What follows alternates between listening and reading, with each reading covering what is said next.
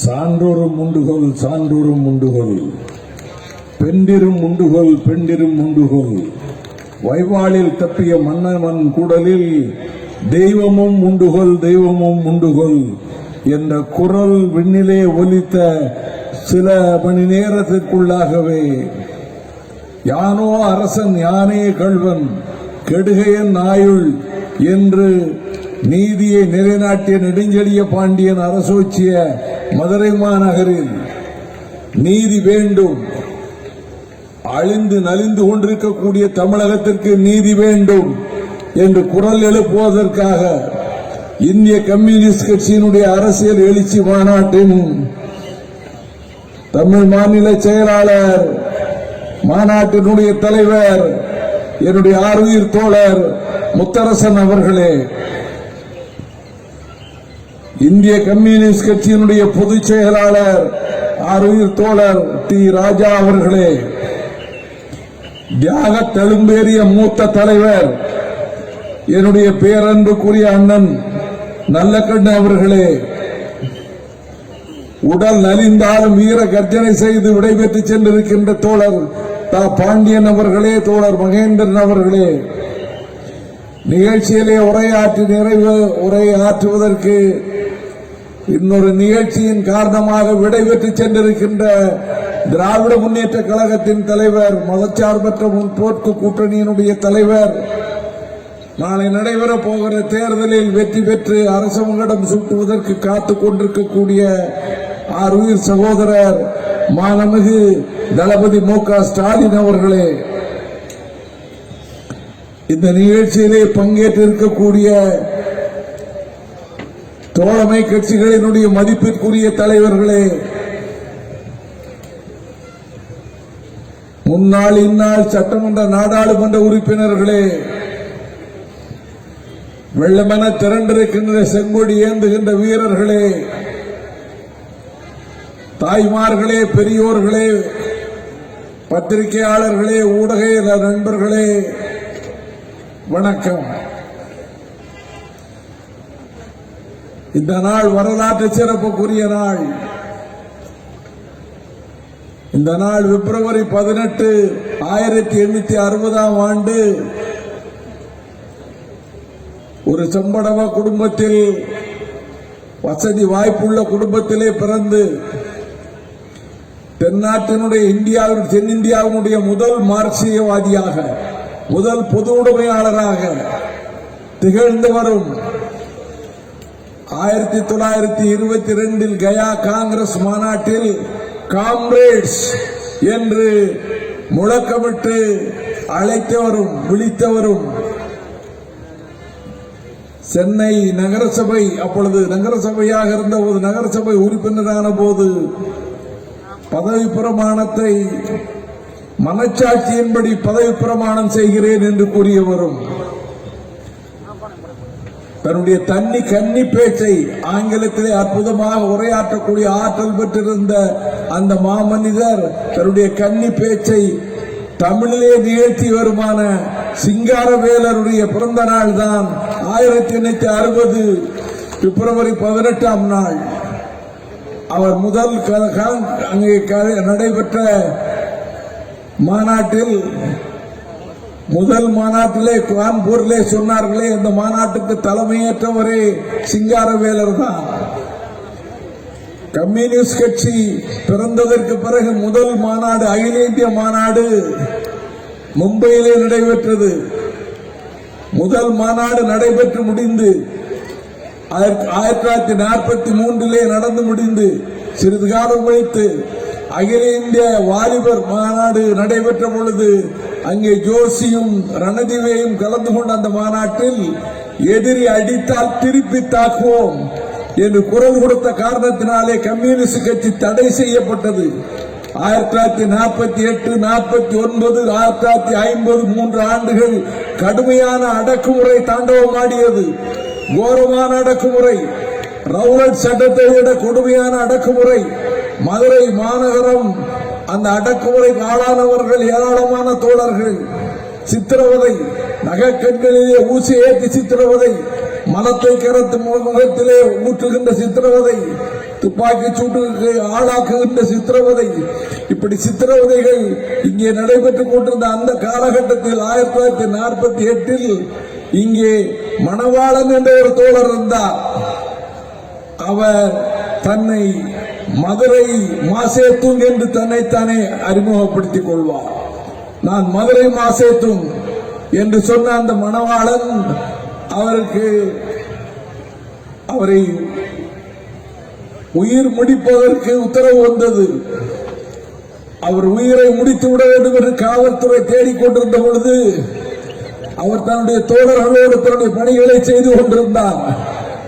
அப்பொழுது ஒரு நாள் அண்ணன் பழநெடுமாறன் அவருடைய தந்தையார் பழனியப்பனார் சாலையிலே பார்த்துவிட்டு, என்ன மணவாளன் உன்னை போலீஸ் சுட்டுக் கொள்வதற்கு தேடிக்கொண்டிருப்பதாக கேள்விப்படுகிறேனே, இப்படி நீ சாதாரணமாக வருகிறாயே என்று கேட்ட பொழுது நான் அதற்கு சித்தமாகவே இருக்கிறேன் என்று குறிப்பிட்டார். அதற்கு பிறகு வைத்தியநாத ஐயர், மதுரையிலே காங்கிரஸ் கட்சியினுடைய முக்கிய தலைவர்களில் ஒருவரான வைத்தியநாத ஐயர் மணவாளனுடைய தாயார் தேவரம்மாளை போய் பார்த்து ஒரு கடிதம் எழுதி கொடுக்க சொல் மகனை, நான் குடும்ப சூழ்நிலை காரணமாக அரசியலிருந்து விலகிக் கொள்கிறேன் என்று, அவருடைய உயிரை முடிக்க வேண்டும் என்று முடிவெடுத்திருக்கிறார்கள், அதிலிருந்து விடுதலை செய்வதற்கு அதுதான் வழி என்று அனுப்பி வைத்த போது மணவாளனுடைய தாயார் போய் கேட்டார், நீ எழுதி கொடுத்து விடு என்று. அப்பொழுது மணவாளன் சொன்னார், அம்மா நீங்கள் சொல்வதை நான் மறுப்பதாக எண்ணி நீங்கள் வருத்தப்படக்கூடாது. நான் ஜூலியஸ் மூசிக் எழுதிய தூக்குமேடை குறிப்புகள் என்ற புத்தகத்தை படித்திருக்கிறேன், அதை போல நான் சாக விரும்புகிறேன் என்று கையாலே எழுதி கொடுத்து இதை கொண்டு போய் காட்டுங்கள் என்று அனுப்பி வைத்தார். உடுப்பி ஹோட்டலிலே உணவருந்திவிட்டு வந்து தன்னுடைய மாறி போன்ற தோழர்களை மாரிமுத்து, சந்திரன், சண்முகம் இவர்களை சந்திப்பதற்காக வந்த பொழுது துரோகி ஒருவன் காட்டிக் கொடுத்த காரணத்தினாலே அனந்தராமன் என்கின்ற ஒரு இன்ஸ்பெக்டர் மார்பின் இடது பக்கத்திலே கைத்துப்பாக்கியால் சுட்டதில் குண்டுகள் பாய்ந்த நிலையிலே ரத்தம் பீரிட்டு அடித்த போது கம்யூனிஸ்ட் கட்சி ஜிந்தாபாத், கம்யூனிஸ்ட் கட்சி ஜிந்தாபாத் என்று 3 முறை முழக்கமிட்டவாறு மணவாளன் கீழே சாய்ந்தார். அதற்கு பிறகு மற்றவர்களை தேட ஆரம்பித்தார்கள். கடைசியில் மாரியையும் பிடித்து விட்டார்கள், மாரியையும் சுட்டுக் கொண்டார்கள். மாரியும் அதே போல கம்யூனிஸ்ட் கட்சி ஜிந்தாபாத் என்று, ஆக மாரியும் மணவாளனும் ரத்தம் சிந்திய பூமியிலே இருந்து நான் இந்த மாநாட்டிலே பேசுகிறேன். அந்த ரத்த துளிகள் நிச்சயமாக பொதுவுடைமை கொள்கையை பாதுகாக்கும். தியாகத்திற்காகவே வாழ்ந்தவர்கள் அவர்கள். அப்படிப்பட்ட அந்த அடக்குமுறை சட்டங்கள் அப்பொழுது நிறைவேற்றப்பட்டது என்று சொன்னால், அதற்கு பிறகு 1948 இரண்டாவது கம்யூனிஸ்ட் மாநாடு கல்கத்தாவில் நடைபெற்றது.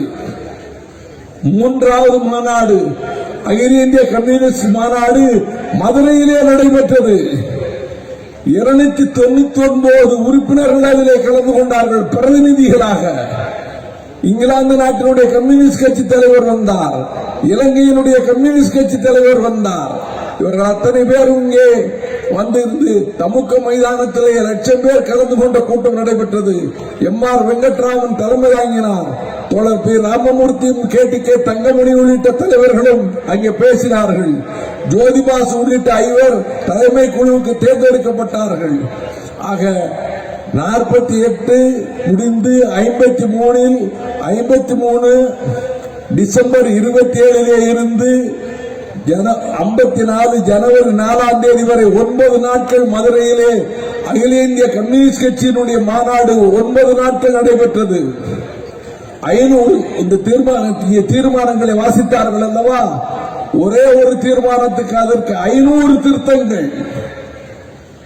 ஒரு அரசியல் கட்சி ஒரு தீர்மானத்தை கொண்டு வந்து 500 திருத்தங்களை மேற்கொள்கிறது என்று சொன்னால் அந்த கட்சி எவ்வளவு சித்தாந்தத்திலே ஊறி திளைத்திருக்கும் என்பதை நம்முடைய தோழர்கள் எண்ணி பார்க்க வேண்டும். அதற்கு பிறகு கம்யூனிஸ்ட் கட்சி எவ்வளவோ சோதனைகளை வென்று சிறையில் இருந்தவாறே தோழர் ராமமூர்த்தி தேர்தலிலே போட்டியிட்டு வெற்றி பெற்றார். அதை போலவே நீங்கள் கே தங்கமணி எண்ணற்ற தியாகங்களை செய்தார். இங்கே அதுபோல ஜானகி அம்மையார், கம்யூனிஸ்ட் கட்சிக்கு பாடுபட்டவர்கள் ஏராளம். அன்றைக்கு இந்த அடக்குமுறை இன்றைக்கு மீண்டும் தலை தூக்கிவிட்டது. எனக்கு முன்பு பேசியவர்கள் எல்லாம் உரையாற்றினார்களே, கடுமையான அடக்குமுறை. அந்த அடக்குமுறையின் காரணமாகத்தான் இன்றைக்கு நரேந்திர மோடியின் ஆட்சியிலே வரவரராவ் சிறைச்சாலையிலே இருக்கிறார். சுதா பரத்வாஜ் 80 வயதாகிறது, சிறைச்சாலையிலே இருக்கிறார். கோவிந்த் பன்சாரே 80 வயதாகிறது, 2 ஆண்டு காலமாக சிறைச்சாலையிலே இருக்கிறார். கல்புர்கி சிறைச்சாலையிலே இருக்கிறார். கௌரி லங்கேஷ் சிறைச்சாலையிலே இருக்கிறார். இவர்களை எல்லாம் சிறையில் அடைத்துவிட்டு நடக்க முடியாத 80 வயதுக்கு கீழே நடக்க முடியாத நிலையிலே இருக்கக்கூடியவர்களையும் சிறைச்சாலையில் அடைக்கக்கூடிய ஈவிரக்கமற்ற கொடூர சித்தம் படைத்த மனச்சாட்சியற்ற ஒரு அரசாங்கத்தை நரேந்திர மோடி நடத்தி கொண்டிருக்கிறார். குடியுரிமை திருத்த சட்டத்தை எதிர்த்து போராடியவர்கள் 52 பேர் பலியாகி இருக்கிறார்கள். அதே போல லட்சக்கணக்கானவர்கள் உறை பணியிலே, குளிர்ந்த பணியிலே அங்கே வாடிக்கொண்டிருக்கிறார்களே, அதை பற்றி கவலைப்பட்டது உண்டா நரேந்திர மோடி? நாட்டு விவசாயிகளை பற்றி பேசுகிறாரே, இந்த குடியுரிமை சட்டத்தை பற்றி அன்றைக்கு எதிர்ப்பு தெரிவித்தார்கள் என்று சொல்லி 52 பேர் அதிலே பலியாகி இருக்கிறார்கள். விவசாயிகளுடைய இந்த 3 வேளாண் திருத்த சட்டங்களை எதிர்த்து லட்சக்கணக்கான விவசாயிகள் போராடி கொண்டிருக்கிறார்கள். ஆகவே மத்தியிலே இருக்கக்கூடிய அரசு, அது கார்பரேட் கம்பெனிகளுக்காகவே அரசு, அதானி கம்பெனிக்காகவே அரசு, அம்பானி கம்பெனிக்காகவே அரசு. அவர்கள் இனிமேல் விமான நிலையங்கள் தனியாருக்கு சொந்தம், விமான நிலையங்கள் மட்டுமல்ல, விமானங்கள் தனியாருக்கு சொந்தம், ரயில்கள் தனியாருக்கு சொந்தம், அனைத்தும் தனியார் மயமாக்கப்பட்டு இது ஒரு முதலாளித்துவ கார்பரேட் அரசாக மாற்றுவதற்கு அனைத்து ஏற்பாடுகளையும் அவர் செய்து முடித்து விட்டார். அப்படிப்பட்ட சூழலில் இவ்வளவு தனிப்பட்ட கார்பரேட் முதலாளிகளுக்காகவே ஆட்சி நடத்தக்கூடிய அவருக்கு நடைபாவாடை விரித்துக் கொண்டிருக்கக்கூடிய, கொடிபிடிக்கக்கூடிய அடிபரடி அரசியலை இங்கே எடப்பாடி பழனிசாமி செய்து கொண்டிருக்கிறார். அவர் சொல்லுகிறார் காவிரி பாதுகாப்பு மண்டலம் என்று சொல்லுகிறார். மறுநாள் நேற்றைக்கு வந்து அடிக்கல் நாட்டுகிறார். அவர் அதே பகுதிக்கு நரேந்திர மோடி அடிக்கல் நாட்டுகிறார். ரசாயன மண்டலத்துக்கு அடிக்கலம் நாட்டுகிறார். இவர்கள் நீட் தேர்வை கொண்டு 13 உயிர்கள் பறிபோயின. ஸ்டெர்லைட்டிலே துப்பாக்கிச் சூடு நடத்தி 13 உயிர்கள் பறிபோயின. 13 பேர் சொல்லப்பட்டார்கள். இந்த 13 பேர்கள் சிந்திய ரத்த துளிகளுக்கு எடப்பாடி அரசு பதில் சொல்லியாக வேண்டும். 13 பேரை சுட்டுக் கொண்டார்கள். ஆக இங்கேயும் ஒரு அடக்குமுறை அரசு, லஞ்ச லாவண்யத்திலே ஊறி திளைக்கின்ற அரசு, ஊழல் கொள்ளையடிக்கிற அரசு, கொலைகார அரசு. இந்த அரசு தூக்கி எறியப்பட வேண்டும். நடைபெறப் போகிற சட்டமன்ற தேர்தலில் நம்முடைய கூட்டணி மகத்தான வெற்றி பெறும் என்பதும், அந்த வெற்றி நீங்கள் திரட்டி தரப் போகிறீர்கள் என்பதும், அப்படிப்பட்ட வெற்றியை பெற்றுத் தருவதற்கு நீங்கள் முன்வர வேண்டும் என்பதையும் காலத்தின் அருமை கருதி நான் அதிக நேரம் எடுத்துக் கொள்ளாமல் இந்த அளவோடு முடித்துக் கொள்கிறேன். வெல்க செங்கொழி தோழர்கள், என்னுடைய முயற்சிகள் வெல்க நம்முடைய கூட்டணி. நன்றி, வணக்கம். நன்றி. அடுத்ததாக தோழர் பெரியசாமி, தோழர் அமாவாசை அவர்களுக்கு